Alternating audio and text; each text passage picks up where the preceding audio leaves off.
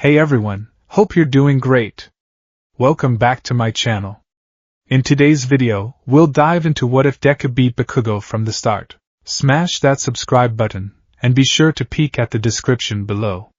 Let's begin. The burn on Izuku Midoriya's finger throbbed, a sharp, rhythmic reminder of the quirk apprehension test from the day before. It was a dull ache, buried under layers of gauze and medical tape, but it grounded him. It was proof. Proof that he was here. Proof that One for All was real. Proof that he was a student at UA High School. Class 1A sat in the morning lull, the air filled with the quiet murmur of students getting to know one another. But Izuku sat in silence, his eyes fixed on the back of the head of the boy sitting in front of him, Katsuki Bakugo. Kaken. The ash-blonde hair spiked up in its usual aggressive defiance. Bakugo's posture was slouched, radiating a silent, volatile heat. He hadn't looked at Izuku once since Aizawa-sensei had displayed the test results. Izuku had scraped by. He hadn't come in last. He hadn't been expelled. For 10 years, the dynamic had been absolute. Bakugo was the sun, burning, brilliant, and untouchable, and Izuku was the shadow that trailed behind, destined to fade. Bakugo was strong, Izuku was weak. Bakugo was the hero, Izuku was the victim. It was a universal law, written in the smoke of explosions and the bruises on Izuku's ribs. But yesterday, something had shifted. Just a fraction. A hairline fracture in the foundation of the world. Izuku opened his notebook, Hero Analysis for the Future, number 13. His pen hovered over a fresh page. He didn't write about All Might. He didn't write about Kamui Woods. He wrote, explosion. Right hook. Delayed ignition. He closed his eyes. In the darkness of his mind, he replayed the last decade. Not the pain, he pushed the pain aside, but the data. Izuku was a nerd. He was an otaku. But above all, he was an observer. He had watched Katsuki Bakugo more than anyone else on the planet. He knew the way Bakugo's shoulder dipped before he swung his right arm. He knew the specific grinding sound his palms made when he was building up sweat. He knew that Bakugo always opened a fight with a lunging right hook because he believed no one was fast enough to dodge it. I have a quirk now, Izuku thought, his hand clenching into a fist. I can't use it without breaking myself, but I have something else, don't I? I am here. The voice boomed through the door, shattering Izuku's introspection.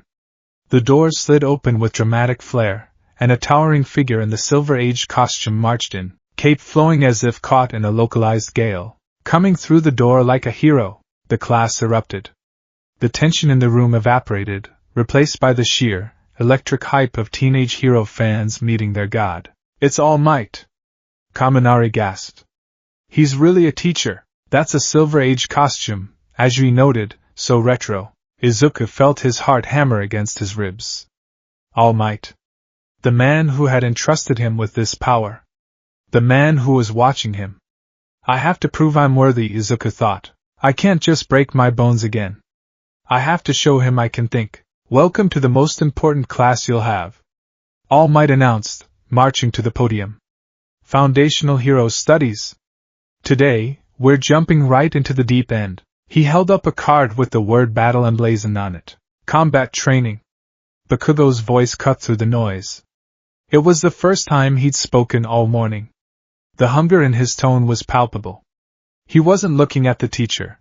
He was staring at his own fists. And to go with that, All Might pressed a button, and the wall shelves slid out, revealing numbered suitcases.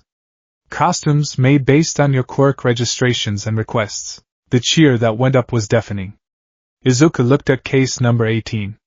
His mother's face flashed in his mind, her tired smile, the needle and thread, the love she had poured into that jumpsuit. It wasn't high-tech. It wasn't armored. But it was his. Get changed and meet me at ground beta. The locker room was a flurry of activity, zippers zip-zapping and Velcro tearing.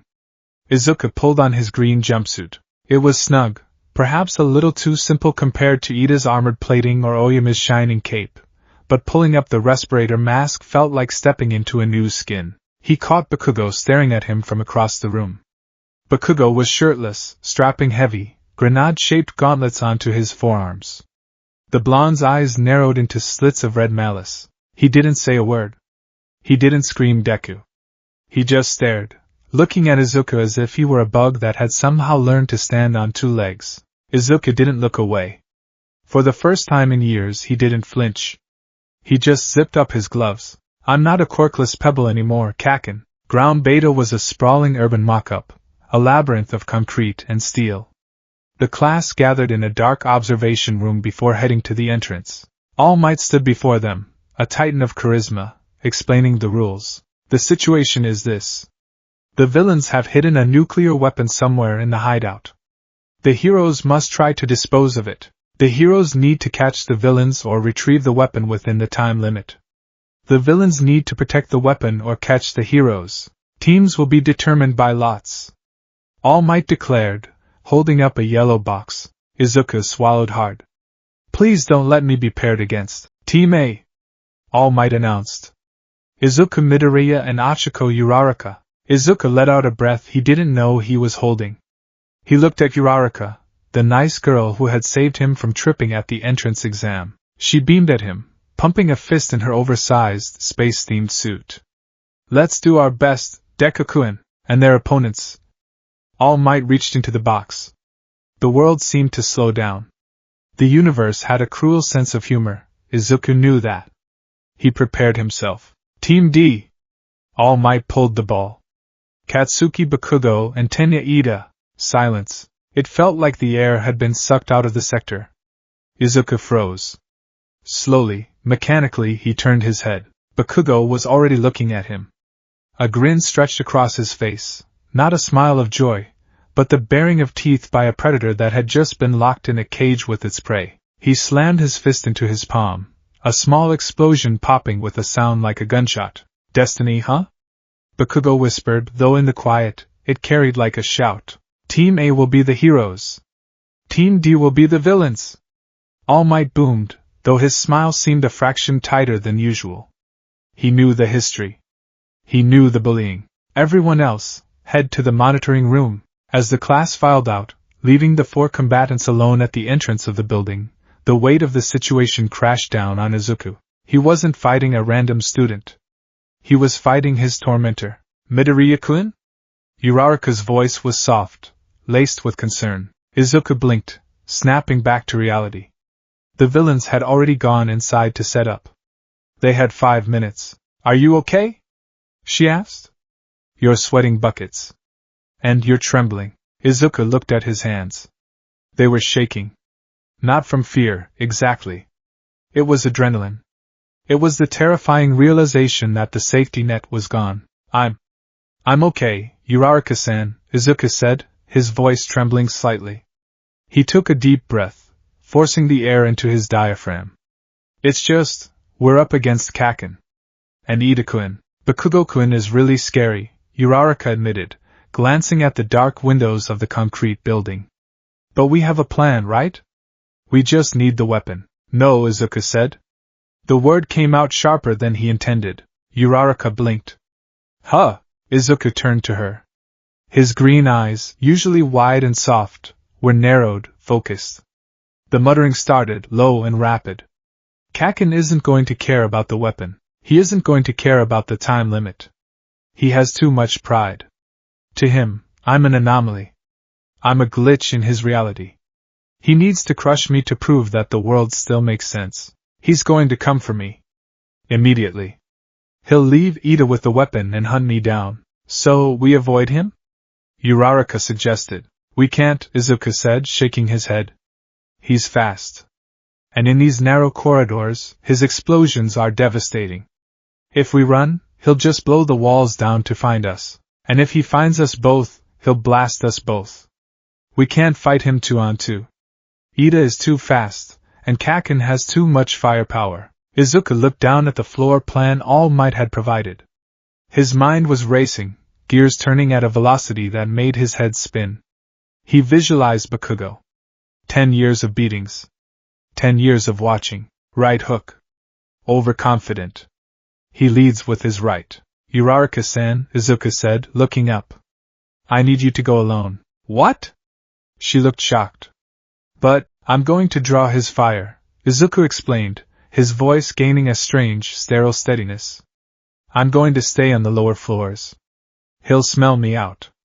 He'll come straight for me. While I keep him busy, you use your zero gravity to float past Ida and touch the weapon.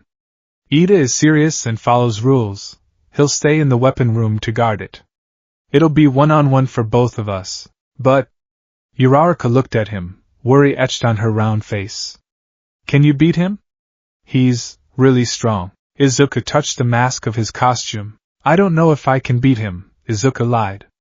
Or maybe it wasn't a lie. He didn't know if he could win. But he knew he couldn't lose. Not today. But I know him. I know everything about him. I've been watching him since we were 4. Indoor anti-personnel battle training. Start. All Might's voice blared over the loudspeakers. Izuku's head snapped up. Go. Take the ventilation shaft to the 4th floor. I'll go in the front door. Uraraka hesitated for a second, then nodded, her face setting into determination.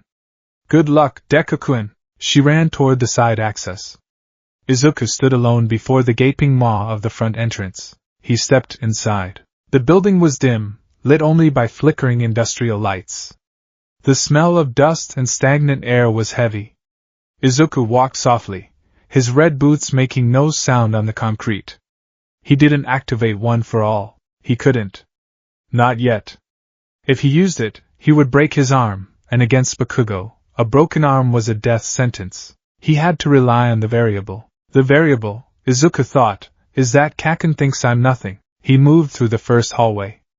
A left turn. A pillar. His heart rate monitor, displayed in the observation room, was spiking. But his mind was cold. He'll ambush, Izuku reasoned.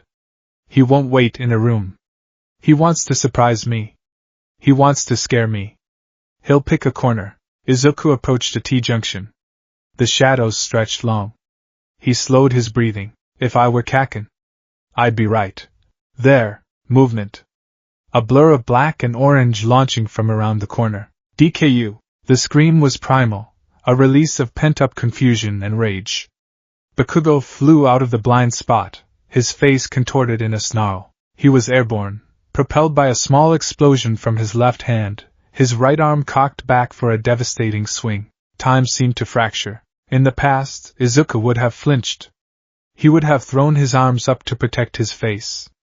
He would have squeezed his eyes shut and waited for the burn. But Izuku didn't close his eyes. He widened them. He saw the sweat glistening on Bakugo's palm. He saw the spark igniting in the gauntlet. He saw the trajectory of the right hook. It was a wide swing. A haymaker. A move designed to hurt, not to incapacitate. It was sloppy. It was arrogant. It assumed the target wouldn't move. Hero Analysis, page 24. Kaken always starts with a right hook. I know you, Izuku whispered. He didn't retreat. He stepped forward, into the guard. Bakugo's eyes widened in shock. He had expected Izuku to run or cower.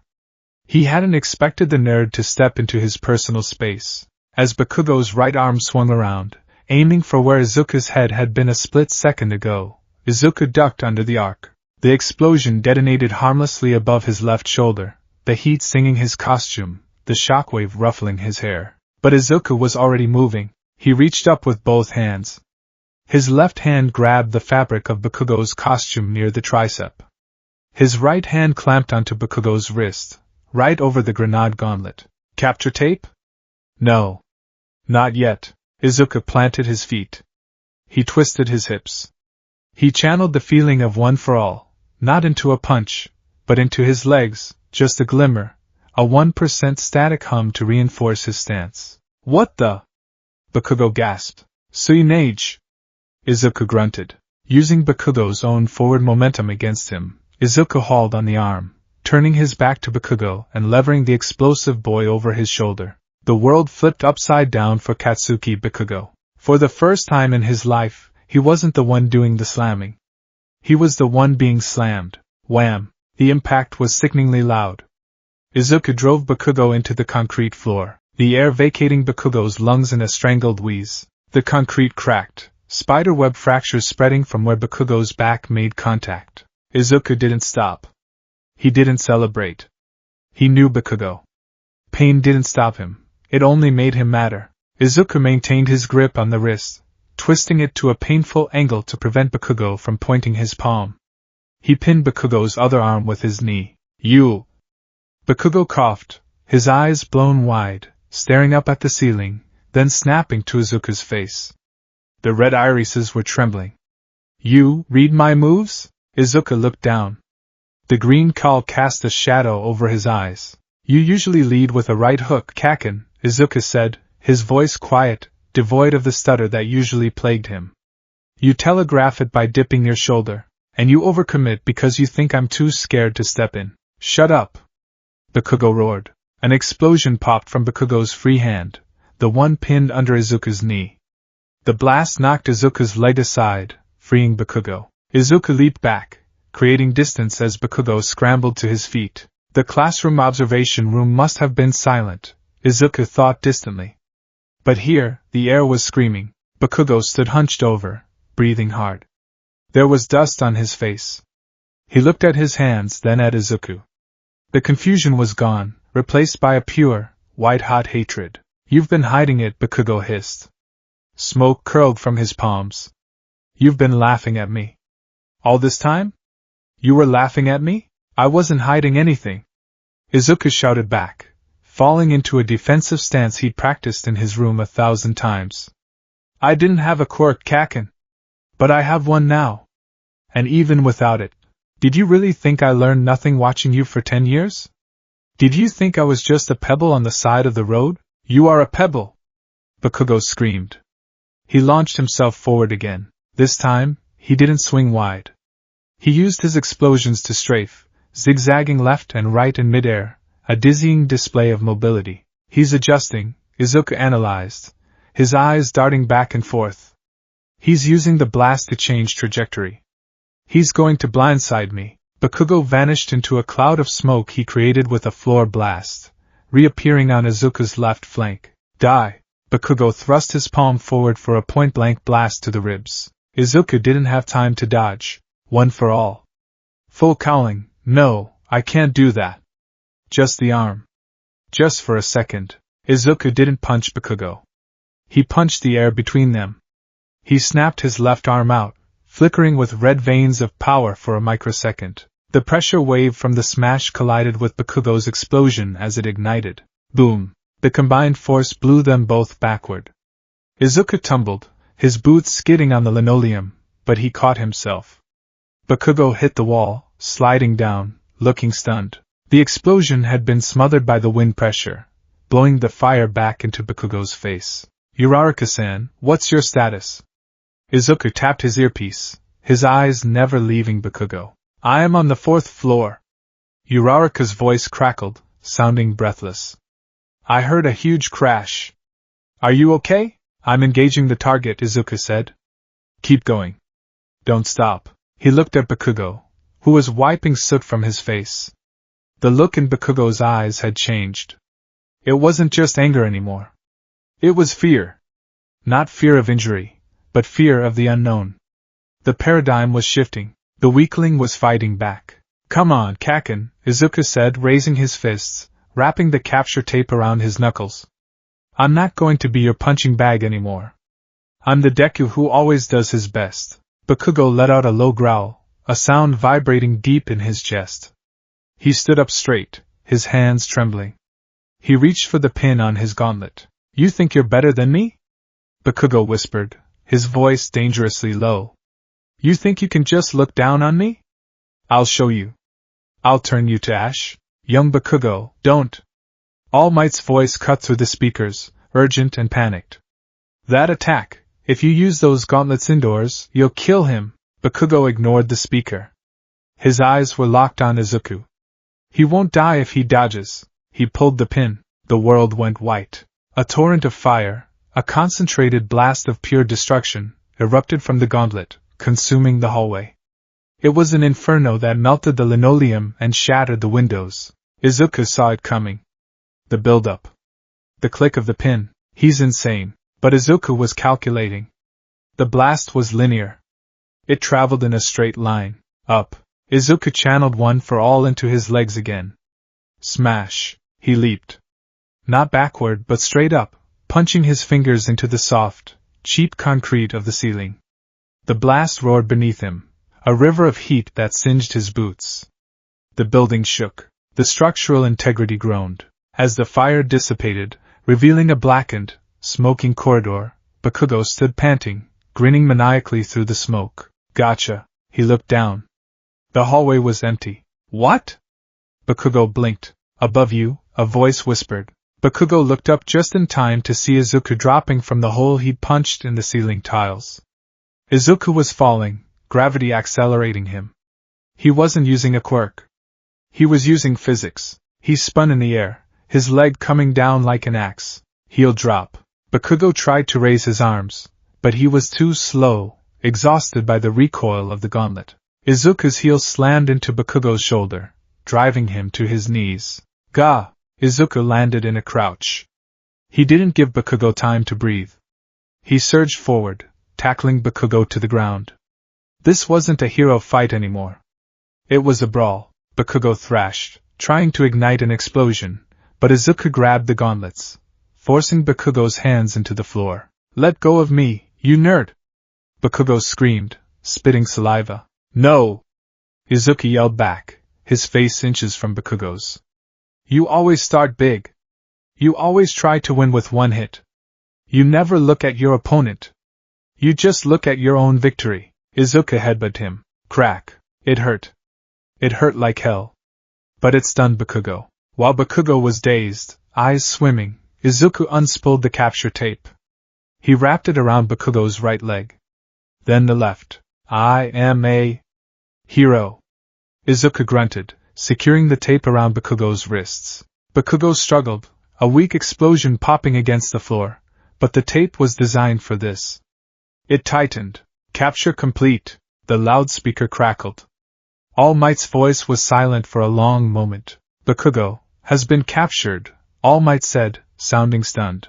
Izuku rolled off Bakugo, collapsing onto his back on the blackened floor. He stared up at the broken ceiling lights. His chest heaved. His finger throbbed. His head hurt from the headbutt. Beside him, Bakugo lay bound and motionless. He wasn't unconscious. He was staring blankly at the ceiling, his mouth slightly open, his eyes wide and hollow. He hadn't lost because of a trick. He hadn't lost because of a lucky shot. He had lost in a straight fight. To Deku. Deku-kun! Uraraka's voice came over the comms. I retrieved the weapon. Ida-kun was distracted by the explosion. We won! Team wins! All Might announced. Izuku turned his head to look at Bakugo. Kaken, Izuku wheezed. Bakugo didn't answer. He didn't blink. The invincible image he had built for himself, the tower of superiority he had stood upon for 10 years, it hadn't just cracked. It had crumbled to dust. Izuku sat up, wiping blood from his forehead. He looked at his hands. They were still shaking. But this time, they weren't shaking from fear. They were shaking from the effort of climbing the mountain. He had done it. He had beaten him. And as the ventilation fans whirred to life, sucking the smoke out of the corridor, Izuku realized that nothing, absolutely nothing, would ever be the same again. The silence that followed All Might's announcement was heavier than the concrete ceiling Izuku had just smashed through. Team wins! The words echoed through the comms, bouncing off the blackened walls of the second-floor corridor. But in the physical space between Izuku Midoriya and Katsuki Bakugo, the air was dead. Stagnant. Izuku sat on the floor, his chest heaving, his lungs burning as they clawed for oxygen through the adrenaline crash. His green jumpsuit was scorched on the left side, the fabric melted slightly where the heat of Bakugo's passing explosion had kissed him. His forehead throbbed where he had delivered the headbutt, a dull, rhythmic drumbeat of pain that synced with his racing heart. But he wasn't looking at his injuries. He was looking at the boy bound in capture tape on the floor. Katsuki Bakugo wasn't moving. The tape was wrapped tight around his wrists and ankles, gleaming white against the soot-stained floor. Usually, this would be the moment Bakugo started screaming. He would be thrashing, cursing, threatening to blow up the building, the school, and Izuku along with it. He would be demanding a rematch, claiming the game was rigged, shouting until his vocal cords tore. But he wasn't screaming. Bakugo lay on his side, his face pressed against the dusty linoleum. His eyes were wide open, staring at a crack in the wall a few inches from his nose. His pupils were dilated, trembling in their sockets. His mouth hung slightly open, taking in shallow, hitching breaths. It was the look of someone whose entire reality had just dissolved.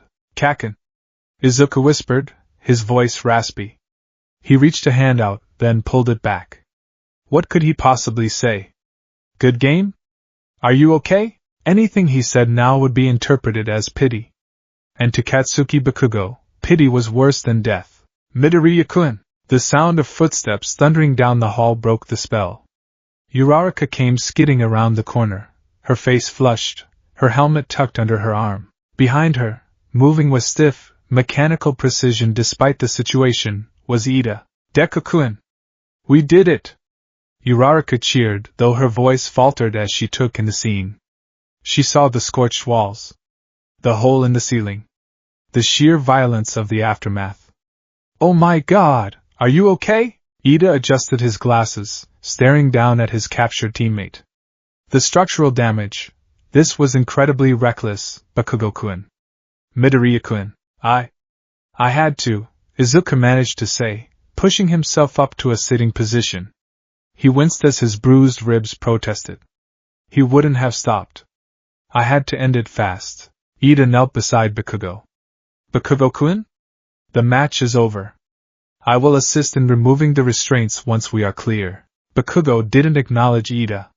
He didn't blink. He just lay there, the smell of nitroglycerin and ozone clinging to him like a shroud. Let's just get to the infirmary," Izuku murmured, standing up on shaky legs. He looked down at his childhood friend one last time. For 10 years, Izuku had chased Bakugo's back. He had watched him, analyzed him, admired him, and feared him. He had always been the pebble in Bakugo's path. Today, the pebble had become a boulder.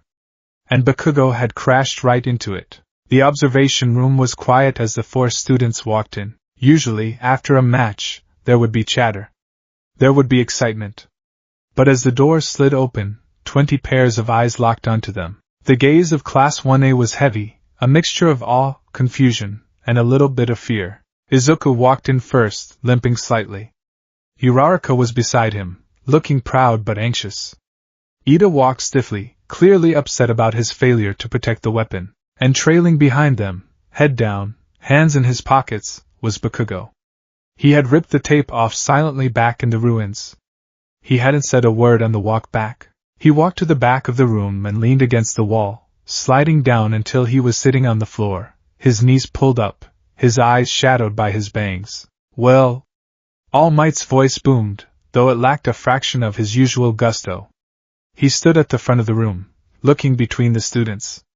"That was, certainly a passionate start to our combat training. An unexpected outcome for many, I'm sure," he cleared his throat. "Now, can anyone tell me who the MVP of this battle was?" A hand shot up instantly. It was the girl with the black ponytail, Momo Yaoyorozu. "It was Ida-san," she stated calmly. Izuku blinked. "Ida? But we won. Explain, young Yaoyorozu." All Might gestured to her. Ida-san was the only one who truly adapted to the scenario, Yaoyorozu began, her voice analytical and crisp. "He prepared the stronghold, removed objects that could be used as weapons, and stayed focused on the objective, protecting the core. He never abandoned his post." She turned her gaze to the others. "Bakugo-san acted entirely on a personal grudge. He abandoned his teammate, ignored the objective, and caused massive structural damage that, in a real scenario, could have compromised the integrity of the building and endangered civilians or the weapon itself. His conduct was not that of a hero, nor a villain. It was simply a brawl." The words cut through the room. In the back, Bakugo didn't even flinch. He just stared at the floor. "And Midoriya-san," Yaoyorozu continued, turning her eyes to Izuku. "While his strategy was effective in neutralizing the threat, it was also incredibly reckless. The maneuver to punch through the ceiling? The headbutt? He sustained significant injury to himself.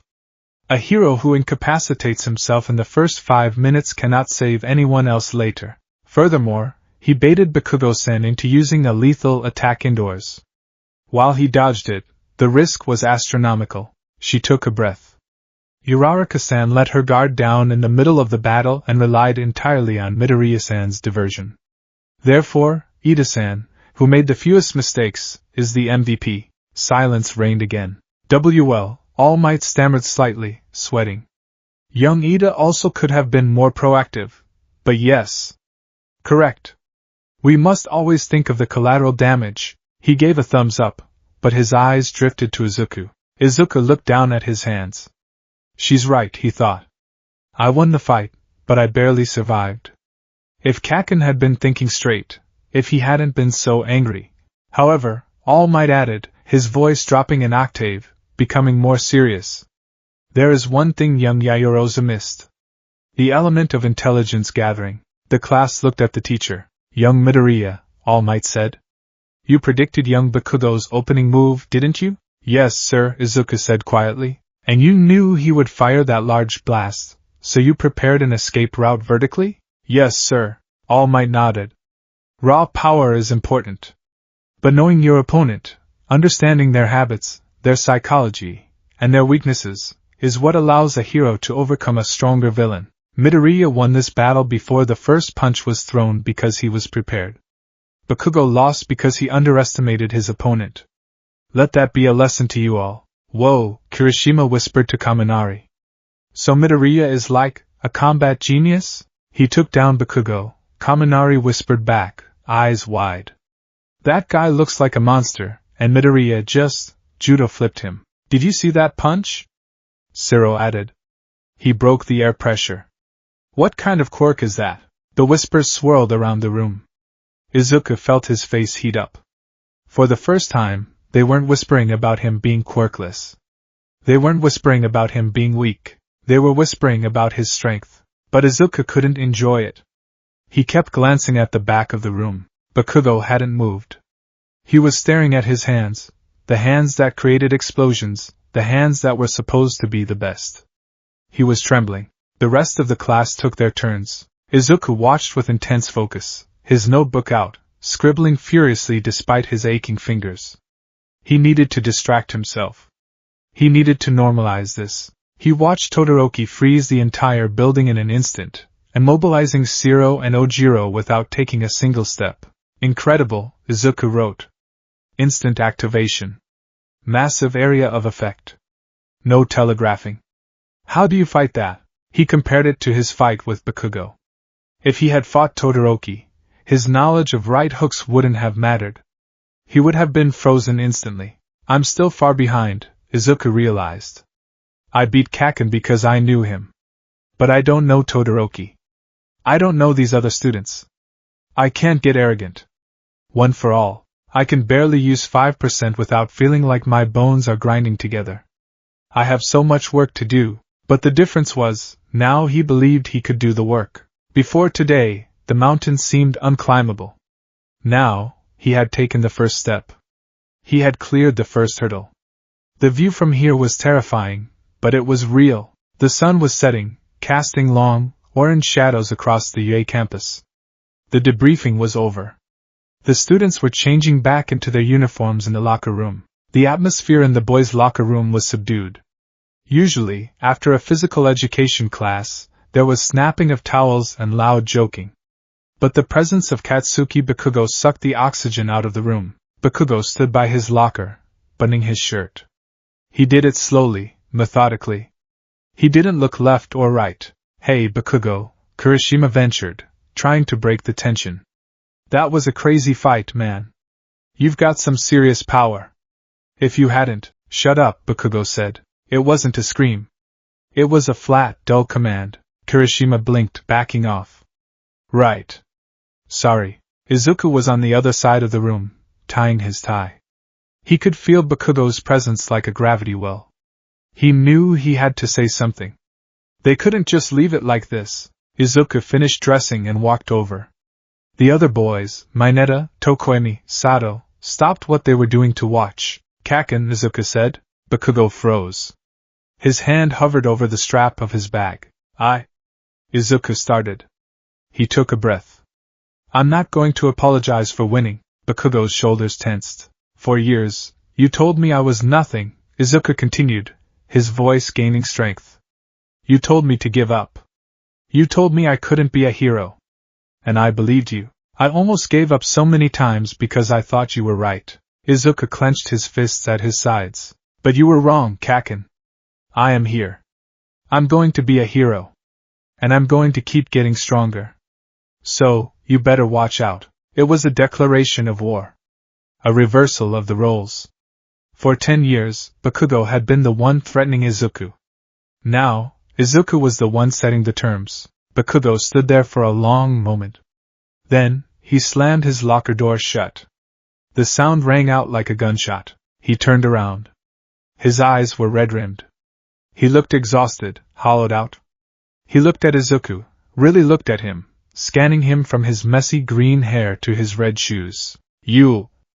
Bakugo started, his voice cracking. He cleared his throat. You've been watching me. Studying me. Like a stalker. I was learning, Izuku corrected. You knew what I was going to do before I did it, Bakugo muttered, almost to himself.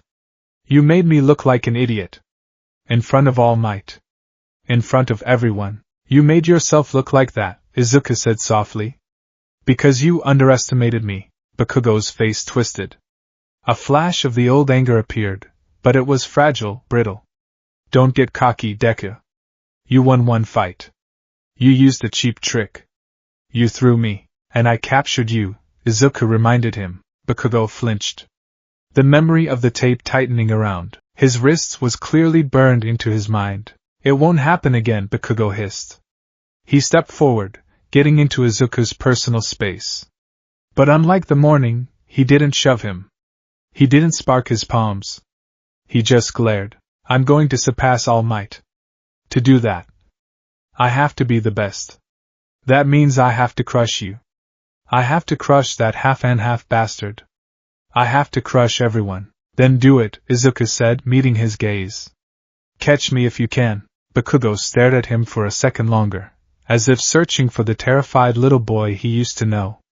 He didn't find him. With a scoff, Bakugo turned on his heel and stormed out of the locker room. The door slammed behind him. The room let out a collective breath. Dude, Kirishima exhaled. That was intense. Midoriya, Tokoyami nodded respectfully. You have a formidable spirit. Izuku slumped against the lockers, the adrenaline finally leaving him completely. He felt weak. His knees shook.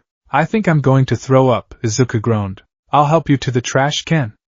Ida offered immediately, chopping his hand through the air. Izuku walked home alone that evening.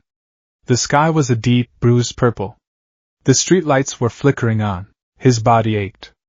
Recovery Girl had healed the worst of the bruising and the burns, but her quirk drained stamina. He felt heavy, like he was walking through water, but his mind was light. He replayed the fight again. The feeling of grabbing Bakugo's arm. The shift in weight.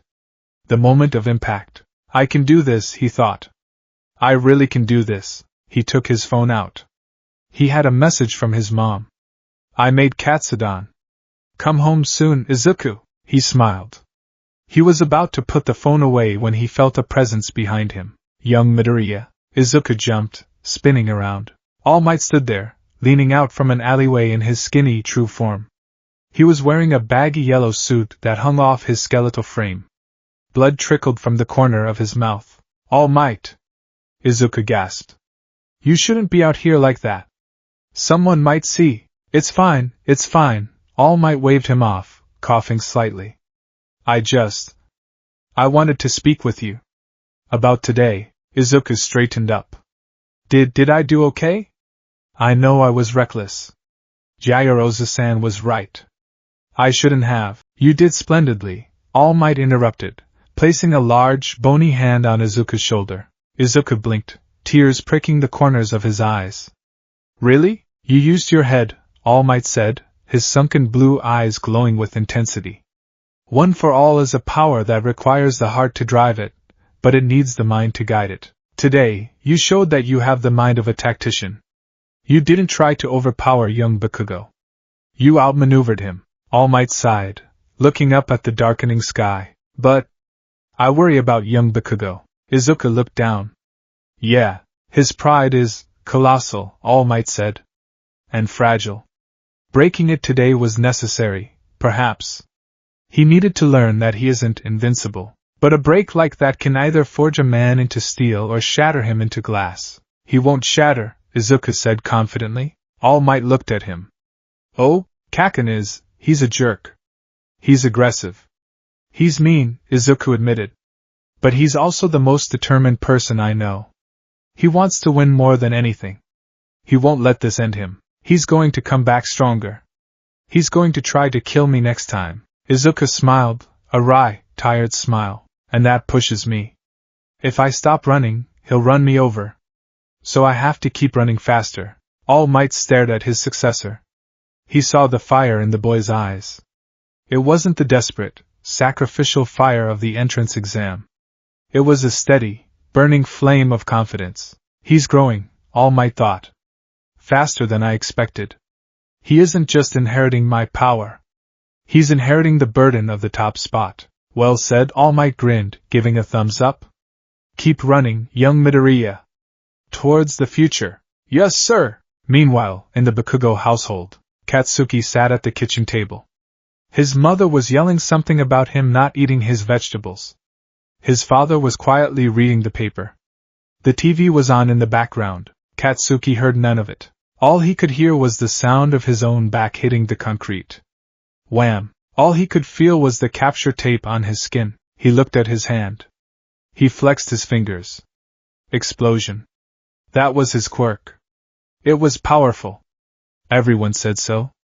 Everyone said he was amazing. So why did the pebble trip me? He gritted his teeth. The anger was there, boiling in his gut, but it was cold now. It wasn't the hot, explosive rage that made him scream. It was a cold, icy resolve. He remembered Deku's eyes in the locker room. I'm not going to apologize. Fine, Katsuki whispered to the empty air, ignoring his mother's confused glance. He stood up, his chair scraping loudly against the floor. Where are you going? His mother barked. Finish your dinner. I'm going to sleep, Katsuki muttered. I have training in the morning. Training? At 5 a.m.? Yeah. He walked to his room and shut the door. He didn't turn on the light. He fell onto his bed, staring at the ceiling. He replayed the fight. Not to get angry, but to analyze. He grabbed my arm because I swung wide. He ducked because I telegraphed. I was predictable. The thought tasted like bile. Katsuki Bakugo, the genius, was predictable? Never again. He squeezed his eyes shut. I will tear him apart next time. I won't use just power. I'll use everything. If he wants to play the strategy game, I'll beat him at that too. A single tear leaked out of his eye, hot and angry, tracking down his temple into his pillow. He wiped it away furiously. The rivalry had officially begun. And Katsuki Bakugo was done playing around. The next day, the morning light filtered into Class 1A. The vibe was different. The social hierarchy, usually invisible but palpable in any high school classroom, had shifted. When Izuku walked in, people greeted him. Morning, Midoriya. As Shido called out. Hey man! Good job yesterday. Kirishima grinned. Izuku smiled back, feeling a little awkward but happy. He walked to his desk. Bakugo was already there. His feet were not on the desk today. He was sitting upright, reading a textbook.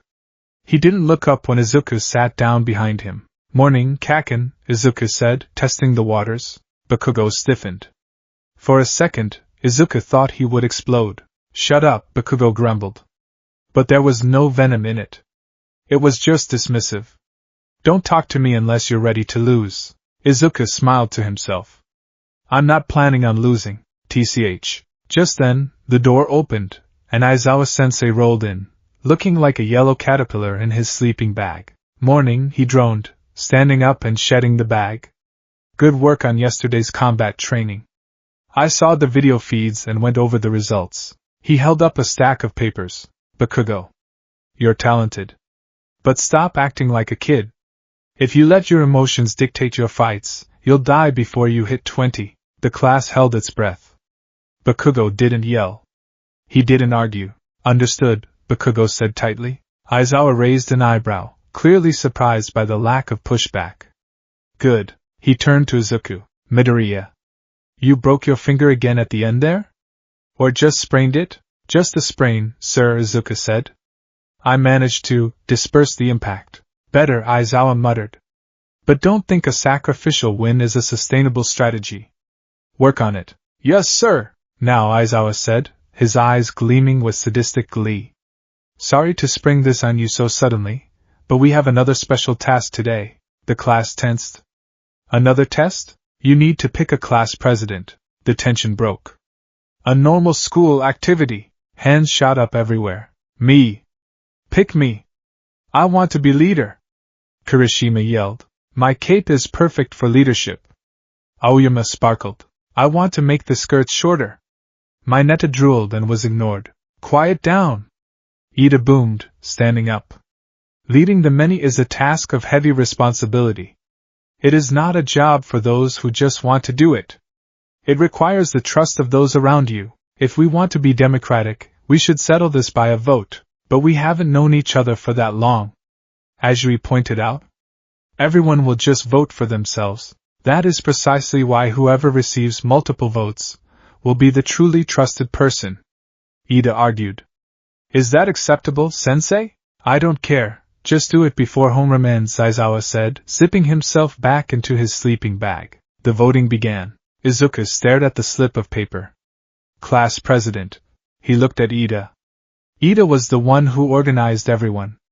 Ida was the MVP yesterday. He deserved it. Izuku wrote Tenya Ida on the paper. The results are in. On the chalkboard, the numbers were tallied. 1. Izuku Midoriya 4 votes. 2.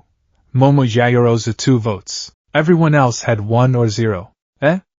Izuku shrieked, standing up. 4? He looked around. Uraraka was whistling innocently. Ida was shaking, clearly having voted for someone else despite wanting the job.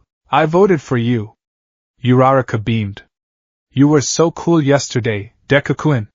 You took charge. You possess quick judgment and the ability to execute plans under pressure, Ida said, adjusting his glasses. The way you handled Bakugo was decisive. You have the qualities of a leader. Izuku looked at the board. Then he looked at Bakugo. Bakugo hadn't voted for himself. He had 0 votes. Bakugo was looking out the window, ignoring the process entirely. Class rep is Midoriya, deputy is Yayorozu, Aizawa mumbled from the floor. Get to it. Izuku walked to the front of the class. His legs were shaking again. He stood next to the tall, confident Yayorozu. He looked out at the sea of faces. His classmates. His rivals. A week ago, he was a quirkless nobody. Today, he was the class representative of Class 1A. This is moving so fast, Izuku thought. But I can't slow down. He took a deep breath. I'll do my best. He squeaked. Later, at lunch, the cafeteria was bustling. Izuku sat with Uraraka and Ida. I can't believe I'm president, Izuku sighed, poking his rice. Ida-kun, you should have been it. You commanded the room so well. No, Ida shook his head. I merely wanted the position. You earned the respect. Yesterday proved that. Just then, a siren began to wail. Warning. Level 3 security breach. All students please evacuate outdoors promptly. Chaos erupted. Students began to panic, shoving and pushing toward the exits. What's a level 3 breach? Ida shouted over the noise to a passing upperclassman. It means someone infiltrated the school grounds. This hasn't happened in 3 years. Run! The crowd surged. Izuku was buffeted back and forth. He lost sight of Uraraka and Ida. Infiltration? Here? At UA? Izuku was pressed against the glass window of the hallway. He looked down. Outside, swarming the front gate, was a horde of reporters. The press. It's just the media? Izuku realized. They tripped the censors? He looked back at the panic. Students were terrified. Someone was going to get hurt in the crush. Think. What would All Might do? No. What can I do? He needed to get their attention. He looked around. He saw the exit sign above the door. It was high up. I have a quirk, he reminded himself. Control it. 5%. Izuku crouched. He channeled the power into his legs, feeling the familiar hum. Smash! He whispered. He launched himself into the air, soaring over the heads of the panicked students.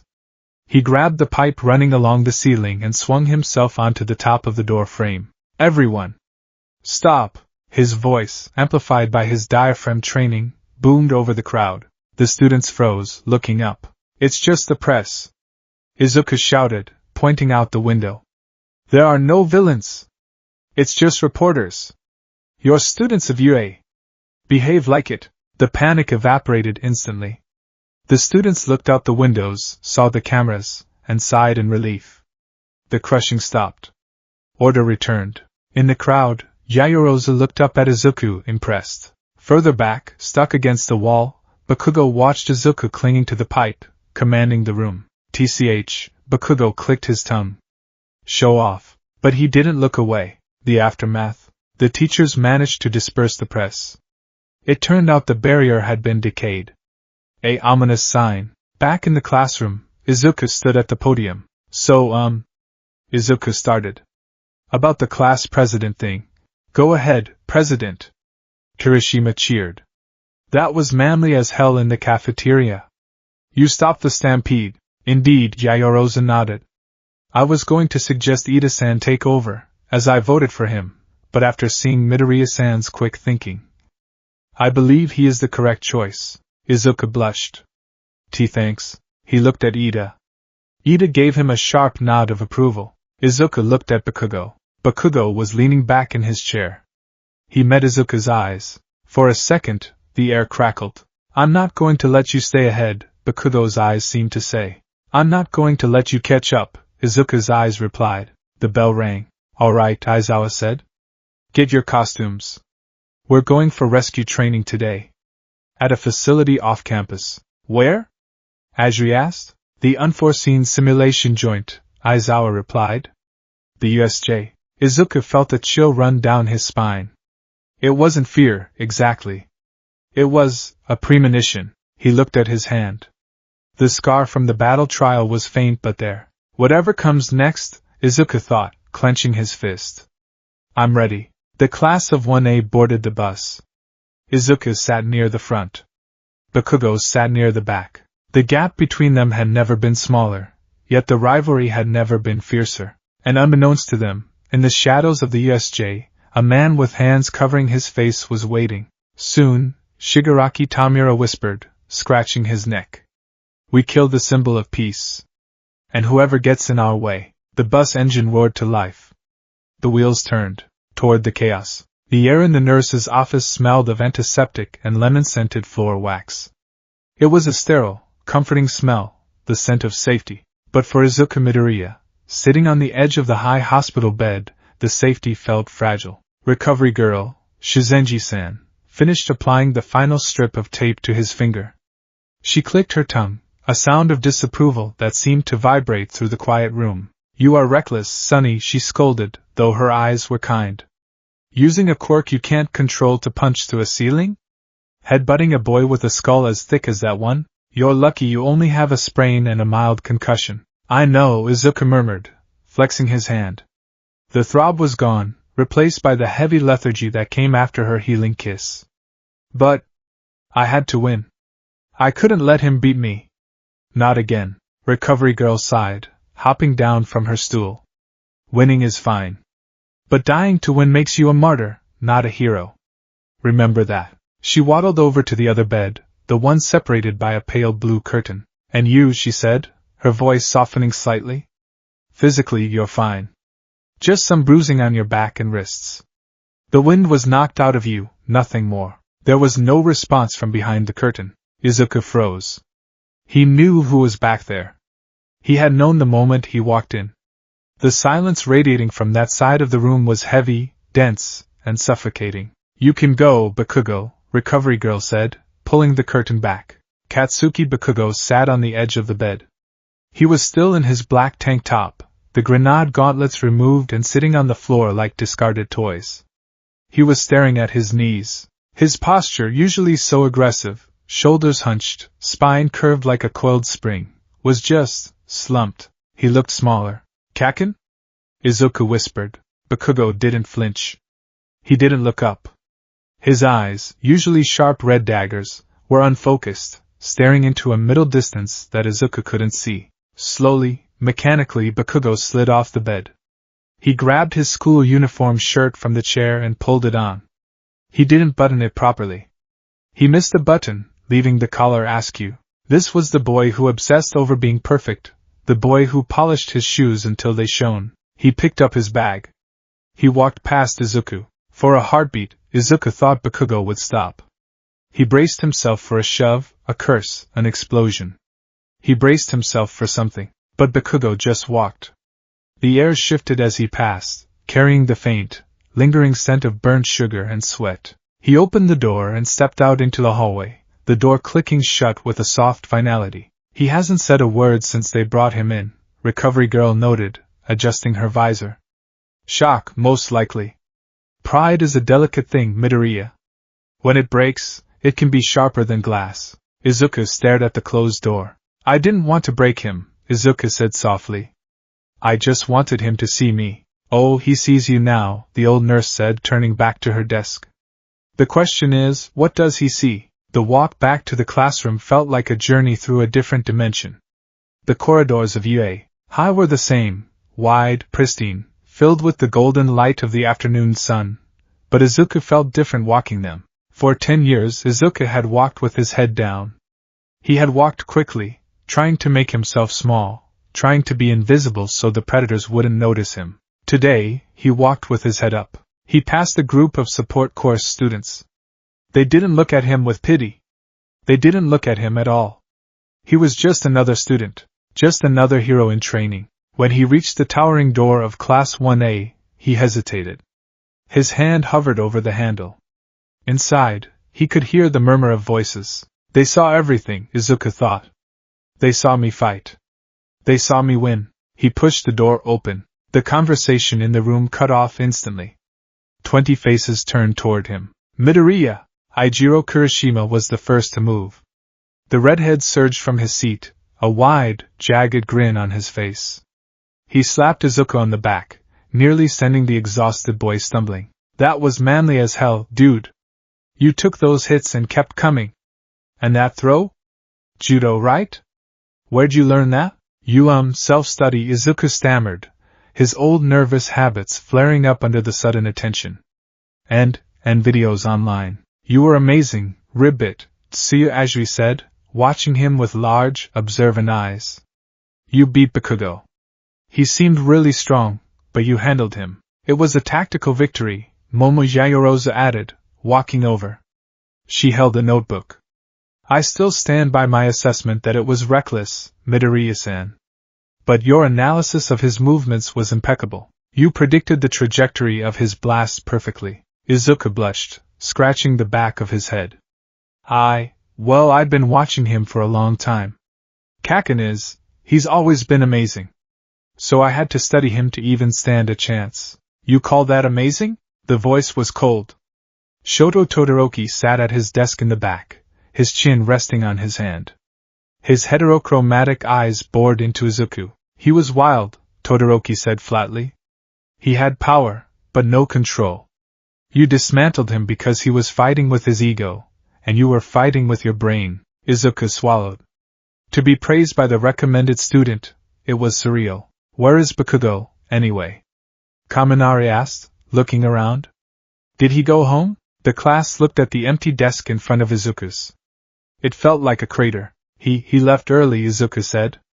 Recovery Girl cleared him. Man, Siro sighed, leaning back in his chair. I wouldn't want to be him right now. Getting beaten by the guy you made fun of? That's gotta sting. Izuku sat at his desk. He stared at the back of Bakugo's empty chair. It wasn't just a sting. Izuku knew that. A sting fades. This was an amputation. Bakugo had built his entire identity on being the protagonist of the world. He was the hero. Izuku was the extra. The NPC. Today, the NPC had rewritten the code. The Bakugo household. 7 p.m. The house was quiet. Katsuki Bakugo sat on the floor of his bedroom. The lights were off. The only illumination came from the streetlights outside, casting long, barred shadows across his floor through the blinds. His back was against the bed frame. His knees were pulled to his chest. In his mind, the fight was playing on a loop. Not the whole fight. Just the moments where he failed. The right hook, Izuku stepping in, the floor rushing up to meet him, the blast, Izuku vanishing, the heel drop, the tape. Katsuki squeezed his eyes shut, his hands gripping his hair. He pulled, the sharp pain grounding him, but it didn't stop the loop. He knew, Katsuki whispered to the empty room. His voice cracked. He knew everything. For years, Katsuki had thought Deku was following him because he was a fanboy. Because Deku was a leech, clinging to Katsuki's greatness, desperate for a taste of power he would never have. Katsuki had despised him for it, but he had also tolerated it because it reinforced the truth. Katsuki was the sun. But that was a lie. Deku hadn't been following him like a fan. He had been watching him like a scientist. Like a hunter observing prey. Every time Katsuki had shown off a new move, Deku had been taking notes. Every time Katsuki had bullied him, Deku had been analyzing his swing. He was looking down on me, Katsuki thought, a fresh wave of nausea rolling over him. All this time. While I was calling him a pebble, he was figuring out how to crush me. He looked at his hands. He sparked a tiny explosion, the pop sounding like a gunshot in the silent room. The explosion was weak. Pathetic. I'm weak, Katsuki breathed. The words tasted like ash. He had never said them before. He had never even thought them. But now, they were the only truth that remained. If Deku, the quirkless, crying, useless Deku, could beat him, then Katsuki wasn't special. He wasn't the chosen one. He was just a loser with a flashy quirk and a big mouth. He heard his mother's footsteps in the hallway. Katsuki? Dinner's ready! Don't make me come in there. He didn't answer. He couldn't. If he opened his mouth, he felt like he would scream until his throat bled. He just sat there in the dark, surrounded by the shards of his own ego, trying to figure out how to breathe in a world that no longer made sense. Yue High School. 2 days later, the dynamic of Class 1A had solidified. Izuku Midoriya was no longer the nervous outlier. He was the class representative. He sat at lunch with Ida and Uraraka, and people stopped by their table. Ajiri asked him about quirk theory. Ojiro asked him for tips on grappling. Even Tokoyami nodded to him in the halls. He was one of them. A hero. And Katsuki Bakugo was a ghost. He came to class. He sat at his desk. He took notes. But he didn't speak. When Kaminari made a joke about his hair, Bakugo didn't explode. He just stared at Kaminari until the electric user got uncomfortable and apologized. When President Mike asked for volunteers, Bakugo didn't raise his hand. He trained like a demon during Heroics 101, but he did it silently. No shouting die.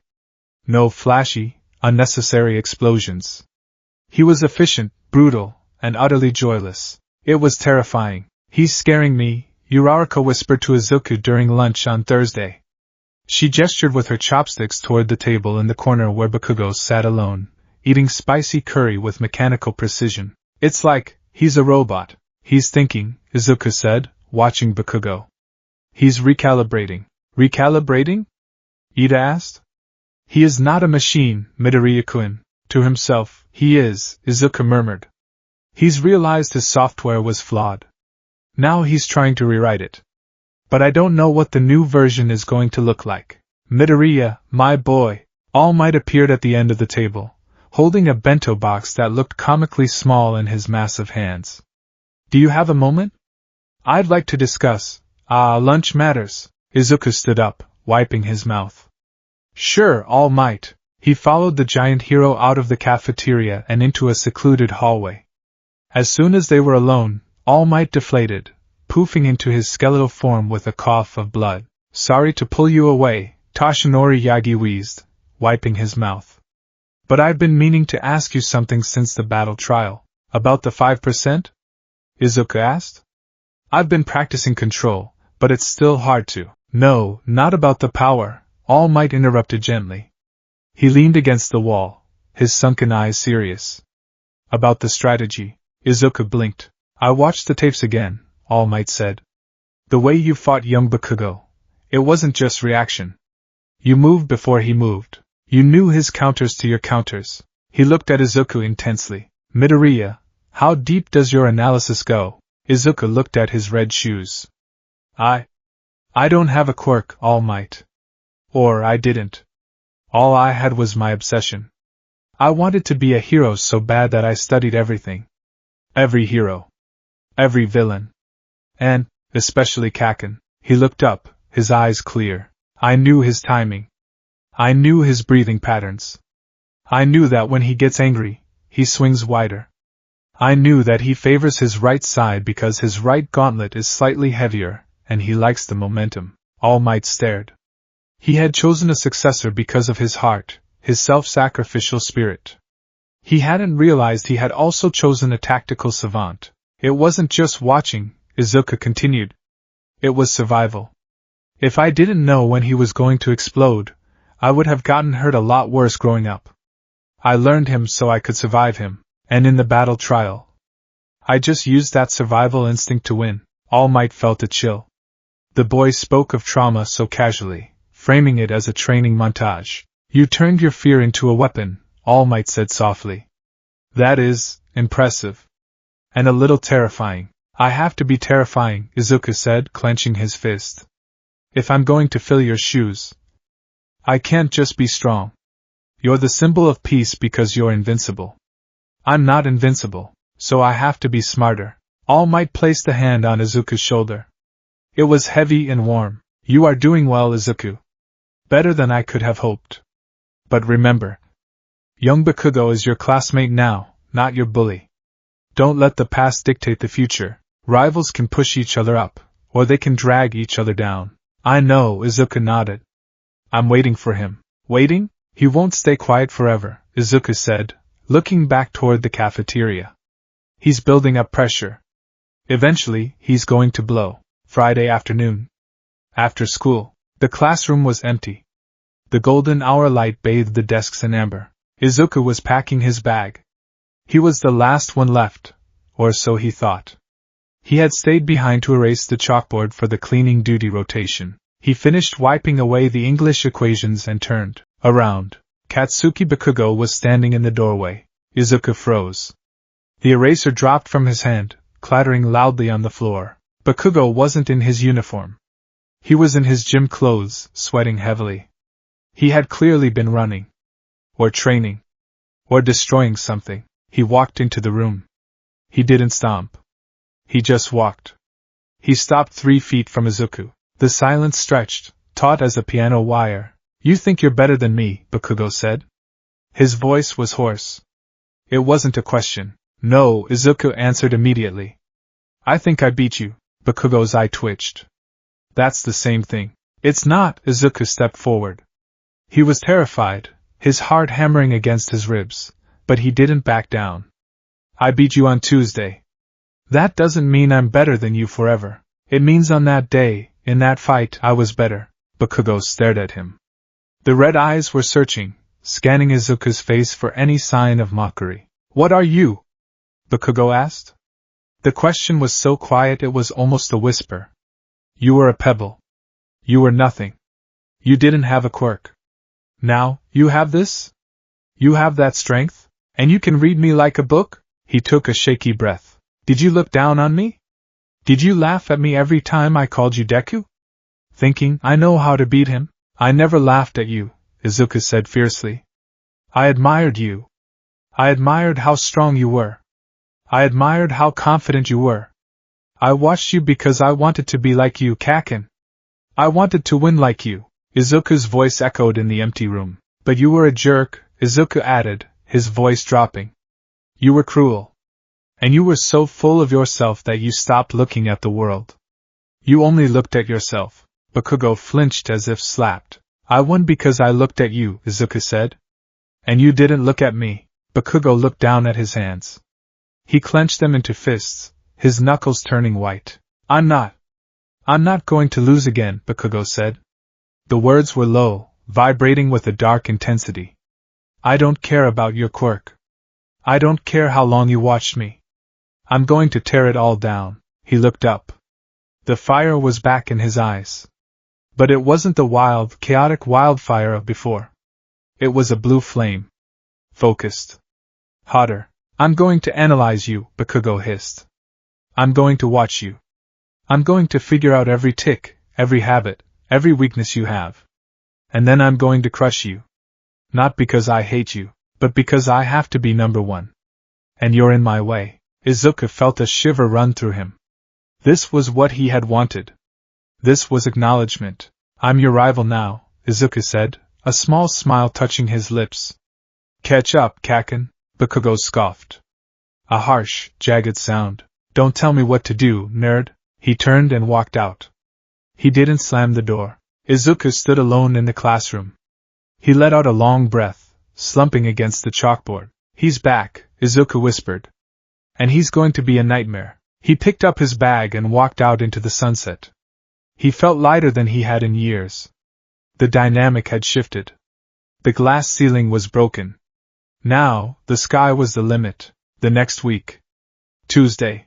Day's hero basic training will be a little different, Aizawa announced, standing at the podium.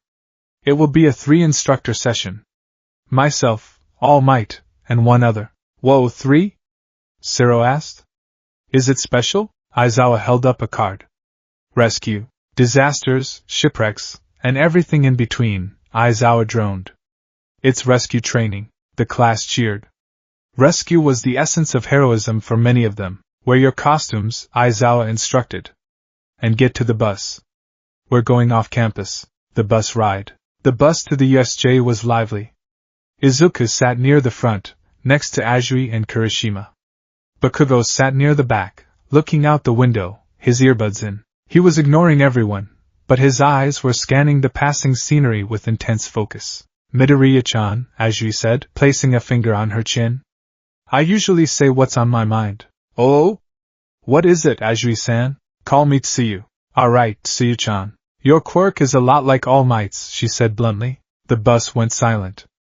Izuku froze. Huh? Izuku squeaked. Why you think so? I mean, it's super strength, so yeah, it's similar, but lots of people have strength quirks. True, Kirishima chimed in, hardening his arm. But All Might doesn't hurt himself when he uses his. You seem to be getting better at that, though. That fight with Bakugo, you didn't break your arm, right? Yeah, Izuku nodded, grateful for the save. It's a stockpiling power. I take power and release it. I'm still learning the limits. It's cool, Kirishima grinned. Way flashier than mine. Hardening is strong, but it's kinda boring. I think it's awesome, Izuku said, his fanbow mode activating. It's the ultimate defense. And offense. Depending on the application, you could withstand almost anything. Kirishima looked surprised, then beamed. You really think so? Thanks, man. Hey, Kaminari called out from the back. Bakugo. You're usually yelling by now. You sick or something? Bakugo pulled one earbud out. He looked at Kaminari with a deadpan expression. I'm conserving energy, Bakugo said calmly. Something you should try doing with your brain cells, dunce face. The class gasped. It was an insult, yes, but it was calm. It was witty. Whoa, Kaminari whispered. Zen Bakugo is terrifying. He's focused, Izuku noted to himself. He's not wasting energy on anger anymore. That makes him dangerous. The bus slowed to a halt. We're here, Aizawa called out. Stop messing around. The unforeseen simulation joint. The building was massive. A giant dome that looked like a futuristic stadium. Standing in front of it was the space hero, 13. It's 13! Uraraka squealed, vibrating with excitement. The gentleman hero. Welcome, students! 13 greeted them. Let's go inside. I have much to teach you about using your quirks to save, not just to fight. They filed inside. The scale of the USJ was breathtaking. Zones for fire, water, landslides, storms. It was a theme park of disaster. Amazing. Izuku breathed, looking around. Before we begin, Aizawa said, walking over to 13. Where is All Might? He was supposed to meet us here. About that, 13 whispered, holding up 3 fingers. He used up his time during his commute. He resolved a few incidents. He's resting in the lounge, Aizawa sighed, rubbing his temples. That man is irrational. Fine. We'll start without him. He turned to the students. All right, listen up. Rescue training is dangerous. One mistake and zzzt. The lights in the massive dome flickered. A strange sound, like electricity arcing through water, echoed through the plaza. Izuku felt the hairs on the back of his neck stand up. It wasn't excitement. It was the same feeling he had felt when the sludge villain attacked. Primal fear. Sensei. Izuku pointed toward the central plaza, down at the bottom of the long staircase. The fountain, Aizawa turned. In the center of the plaza, a swirling vortex of black mist appeared. It expanded, tearing a hole in reality. A hand reached out. Pale, dry skin, covered in disembodied hands, then a face. Or what lay behind a hand mask. Eraserhead and 13, a raspy voice drifted up the stairs. According to the schedule we received the other day, All Might should be here. More figures stepped out of the mist. Dozens of them. Some big, some small. Some with mutations, some with weapons. Where is he? The man with the hands asked, scratching his neck violently. I went through all this trouble, bringing this crowd. A massive, beak-faced creature stepped out last, its brain exposed, its muscles bulging. We've come to kill the symbol of peace. Aizawa's eyes widened. Gather together. Don't move. 13. Protect the students. What's going on? Kirishima asked, stepping forward. Is this like the entrance exam? Has the lesson started already? Don't move! Aizawa shouted, putting on his goggles. His scarf floated up, his hair standing on end. Those aren't simulations. Izuku stared down at the army of villains. His heart hammered against his ribs. They're real villains, Izuku whispered. Bakugo stepped up beside him. He wasn't shaking. He wasn't smiling. He was staring at the warp gate with cold calculation. They have a warp quirk, Bakugo said, his voice steady. That's the priority target. Izuku looked at Bakugo. We need to stay together, Izuku said. If they separate us, they will, Bakugo interrupted. That's what I would do. The black mist expanded, surging up the stairs toward them. Nice to meet you, the mist said, forming yellow eyes. We are the League of Villains. It may be presumptuous of us, but we have invited ourselves into the home of heroes, UA High School, in order to have All Might, the symbol of peace, take his last breath. Not on my watch! Kirishima and Bakugo shouted in unison. Before Aizawa could stop them, Bakugo and Kirishima leaped forward. Bet you didn't think we'd attack you first. Kirishima yelled. Bakugo didn't yell.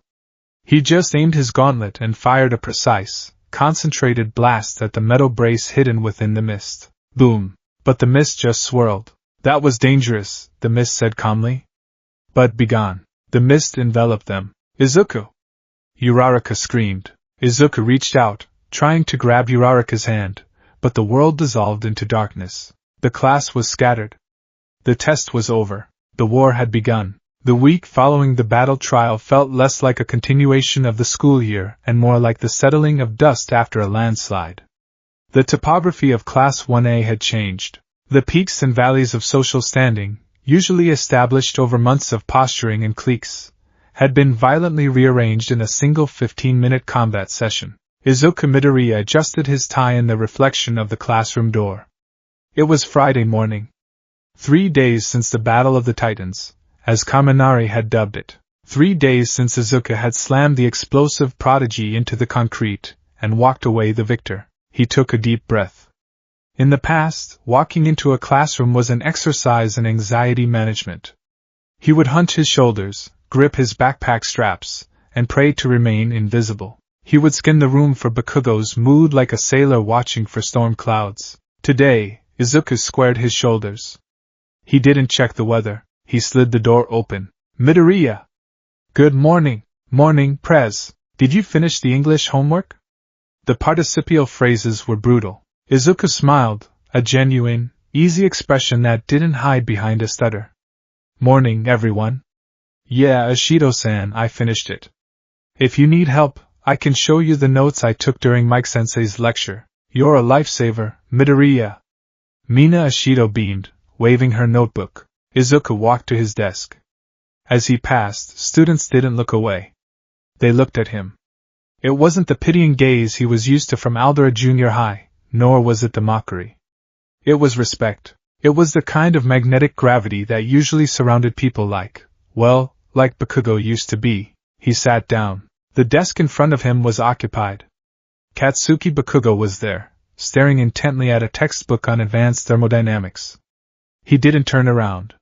He didn't kick his feet up onto the desk. He didn't emit small, threatening pops from his palms. He was silent.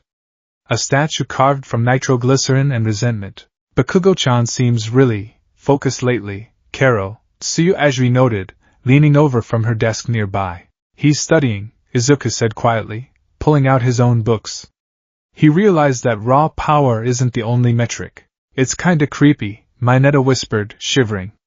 I walked past him in the hall yesterday and bumped him by accident. I thought I was dead. I saw my life flash before my eyes. Mostly just boobs, honestly. But he just looked at me and kept walking. He didn't even yell die. He's evolving, Izuku murmured, opening his notebook. Hero Analysis Number 14. He turned to a new page. The header read, Class 1A Capabilities. He looked at the back of Bakugo's head. You're not giving up, are you, Kaken? You're stripping away the noise. You're getting ready for round 2. The social hierarchy of Class 1A had effectively trifurcated. At the top, there was the Big Three. It wasn't an official title, but the class treated them as such. First was Shoto Todoroki, the recommended student, the son of Endeavor. He was the silent, icy peak, untouchable, incredibly powerful, and distant. He walked through the halls like a prince in exile, acknowledging no one. Second was Momo Yaoyorozu, the other recommended student. She was the intellect, the grace, the one everyone went to for complex academic problems. She carried herself with an aristocratic confidence that demanded respect. And then, there was Izuku Midoriya. He was the leader. Where Todoroki was distant and Yaoyorozu was elite, Izuku was the bridge. He was the one who explained the complex quirk theory to Kaminari and Kirishima in terms they could understand. He was the one who organized the cleaning rotations. He was the one who, during the physical education periods, was clocking speeds and strength metrics that rivaled the best of them, all while murmuring strategies that actually worked. Midoriya is totally the dad of the class, Uraraka joked during lunch that day. They were sitting at a center table, Izuku, Uraraka, and Ida. But unlike the first day, their table had acquired satellites. Tokoemi and Shoji sat at the end. Jiro and Hagekyo were pulled up on chairs nearby. I am not a dad, Izuku protested, his face flushing slightly. I like efficiency. If we all understand each other's quirks, our survival rate in a real crisis goes up by 40%. See? Uraraka pointed her chopsticks at him. Dad stats. It is a noble quality. Ida chopped his hand through the air. A true leader cares for the prosperity of his subordinates. Midoriya-kun is merely executing his duties as class representative. Speaking of subordinates, Jiro twirled one of her earphone jacks, nodding toward the corner of the cafeteria. The former king is eating alone again. Izuku turned his head. In the far corner, near the trash cans, sat Bakugo.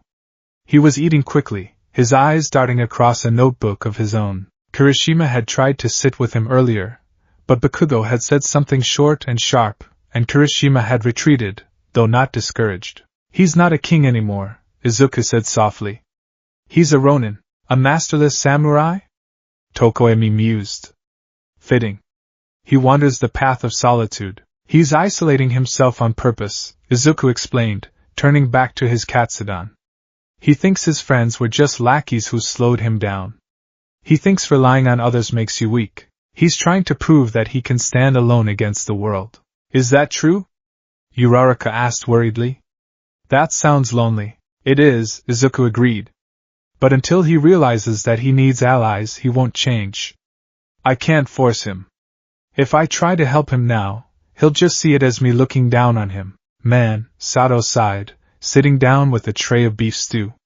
Childhood friends are complicated. You have no idea, Izuku sighed. The afternoon session was foundational heroics. but today was different. All Might was busy with administrative duties which Izuku knew meant he had exhausted his time limit, so Aizawa was running a tactical simulation in the gym. Team battles, Aizawa droned from inside his sleeping bag, which was propped up in the corner. 3 versus 3. No quirks allowed for the first 5 minutes. Pure hand-to-hand. Then, quirks enabled for the finish. Go, the class groaned. Hand-to-hand against the physically stronger students was a nightmare for the emitters. Izuku was paired with Ojiro and Hagakure against Shoji, Sato, and Aoyama. It was a clinic. Hagakure-san, keep moving! Izuku commanded, dodging a punch from Sato. You're invisible, not intangible. Use the noise of my fight to mask your footsteps. Flank Aoyama. Right. Ojiro-kun, Shoji is strong but his multiple arms create blind spots near his torso if he overextends. Go for the solar plexus. Got it. Ojiro vaulted over a tentacle, tail whipping out to strike. Izuku faced Sato. The Sugar Rush user was big, but without his quirk, he was just a brawler. Izuku moved like water. He remembered the notebook entry on Sato, telegraphs heavy swings. Poor balance on the follow-through, Sato swung. Izuku ducked, grabbed Sato's wrist, and used a hip toss to send the larger boy crashing onto the mat. Quirks enabled. Aizawa called out lazily. Now! Izuku yelled. 1 for all, 5%. Green lightning crackled around his body. He didn't punch Sato. He simply vanished, reappearing behind him and tapping him on the shoulder before Sato could even activate his sugar quirk. Dead, Izuku whispered. Sato slumped. Ah, man. You're too fast, Midoriya. Across the gym, another match was happening. Bakugo vs Kirishima, Siro, and Mina. A 1v3 handicap match because of odd numbers. Bakugo wasn't using explosions yet per the rules, but he was fighting like a demon. He dodged Siro's tape which shouldn't be used yet, but Siro cheated by accident out of reflex and slammed an elbow into Kirishima's hardened gut. Kirishima also cheated reflexively. When Aizawa called quirks enabled, the room temperature spiked. Bakugo didn't scream die. He didn't do a massive, room-filling blast. He pointed his palms down. Pop pop pop. He accelerated instantly, staying low to the ground, moving under Mina's acid stream. He closed the distance in a blink. A precise, concentrated explosion to Mina's side knockout. A spin kick fueled by a blast to Siro's chest knockout. And then he stood toe-to-toe with Kirishima. Come on, Blasty! Kirishima yelled, hardening his skin. Bakugo didn't waste energy hitting the hard parts. He used a smoke screen explosion to blind Kirishima, then swept his legs.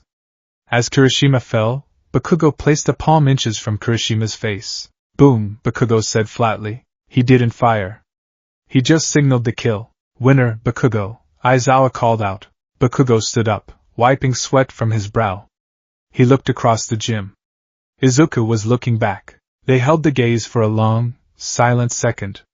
It was a communication of pure rivalry. I see you, Bakugo's eyes said. I'm not the same as Tuesday. I know, Izuku's eyes replied. Neither am I. Friday evening. The locker room. The sun was setting, casting long, melancholic shadows through the high windows of the locker room. Most of the boys had already left, eager to start the weekend. Izuku was taking his time, organizing his locker. He liked things orderly now. It helped quiet the constant buzzing of analysis in his head. The door clicked shut. Izuku froze. He knew that rhythm of breathing. He knew the specific weight of those footsteps. He turned around. Katsuki Bakugo stood between the rows of lockers. He was fully dressed in his uniform, his bag slung over one shoulder. He wasn't blocking the exit, but his presence filled the room. Kaken, Izuku said calmly. Bakugo walked forward until he was about 5 feet away. He leaned against a locker, crossing his arms. The aggressive posture was there, but the manic energy was gone. Replaced by something colder, something sharper. You're leading them, Bakugo stated. It wasn't a question. I'm the class rep, Izuku replied. Don't give me that administrative crap, Bakugo scoffed, looking at the floor. I mean the class. Round face. 4 eyes. Even ponytail. They look at you before they do anything. You're the alpha. Izuku stiffened. We're not a wolf pack, Kaken. We're a team. They look at me because I trust them, and they trust me. Trust, Bakugo tasted the word like it was poison. Trust is for people who can't do it themselves. No, Izuku stepped forward. Trust is for people who want to win against things bigger than themselves. You can be the strongest person in the world, but you can't be in two places at once. You can't save everyone alone. Bakugo looked up. His eyes were red rims of exhaustion. I have to be, he whispered. If I'm not, then what's the point of me? The vulnerability hung in the air, heavy and suffocating. It was the first time in 10 years Bakugo had shown a crack in the armor that wasn't rage. Kaken, tell me, Bakugo interrupted, his voice hardening again. That quirk. It's not natural. You didn't just develop it late. People don't go from zero to that overnight. Your body can't handle it. You break yourself every time you use too much. He pushed off the locker, taking a step toward Izuku. Did you buy it? Did you steal it? Or did someone give it to you? Izuku's heart stopped. He's sharp. He's too sharp. I can't tell you everything, Izuku said, his voice steady despite his racing heart. But you're right. I wasn't born with this power. It was entrusted to me, by someone who believed I had the heart of a hero, even when I was quirkless. Bakugo stared at him. He seemed to be processing this, fitting the pieces of the puzzle together. Entrusted. Bakugo muttered. He let out a harsh, dry laugh. So you're a chosen one. A charity case with a nuclear reactor strapped to his back. I made it mine, Izuku said fiercely. I trained for 10 months until I puked blood to earn the right to hold it. And I'm still training. Just like you. Bakugo's eyes narrowed. I don't care where you got it, Bakugo decided, his voice dropping to a growl. Chosen one. Late bloomer. Whatever. It doesn't change the math. He pointed a finger at Izuku's chest. You beat me once. You caught me sleeping. You caught me arrogant. I did, Izuku admitted. Now I'm awake, Bakugo hissed. And I'm going to tear that borrowed power apart. I'm going to surpass All Might. And if you're standing on the step below him, I'm going to step on you to get there. I'm not below him, Izuku said, meeting Bakugo's finger with his own chest, standing tall. I'm running next to him, and if you want to pass me, you're going to have to run faster than you've ever run in your life. Just watch me, Deku. Bakugo turned and walked away. At the door, he paused, and hey, Izuku blinked. Yeah? Bakugo didn't turn around. That throw. The judo crap. Yeah? It was decent form. The door slammed shut. Izuku stood there stunned. A compliment?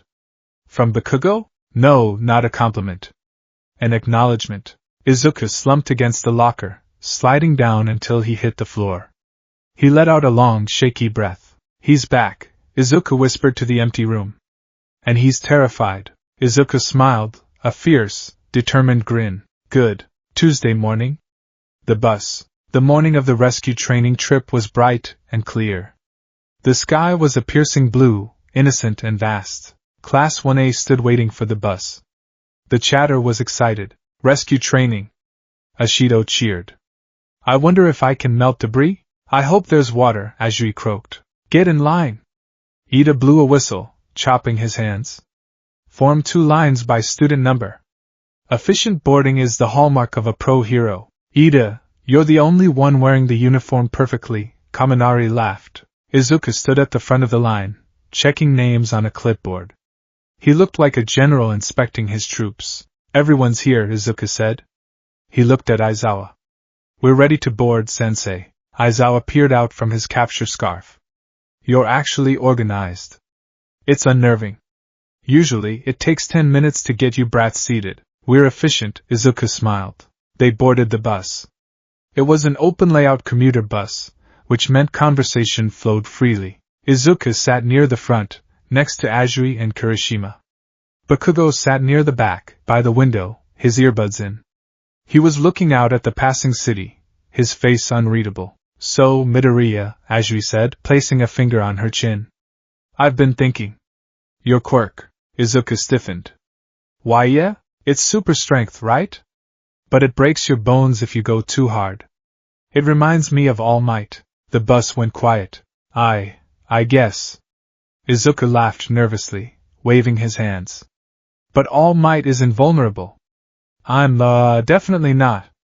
I break all the time. Well, less lately, but still. True, Kirishima chimed in. All Might never gets hurt. But dude, your style is changing. In the battle trial, you were all tactical. But in the gym on Friday, you were moving like a speedster. Dead, you said? It was scary cool. I'm trying to develop a style that doesn't rely on just punching, Izuku explained, eager to shift the topic from All Might. If I can control the output, keep it at 5%, I can move faster and hit more precisely without breaking. It's full cowling. Or a prototype of it. Full cowling, Tokoyami mused from the seat behind. A cloak of power. Very edgy. It suits you, Yaoyorozu noted from across the aisle. It is a logical evolution. Relying on 100% bursts is unsustainable. Exactly, Izuku nodded. I realized. I can't be All Might. I can't just smile and smash everything. I have to be Deku. And Deku thinks. From the back of the bus, Bakugo's eyes flicked toward Izuku. He had heard.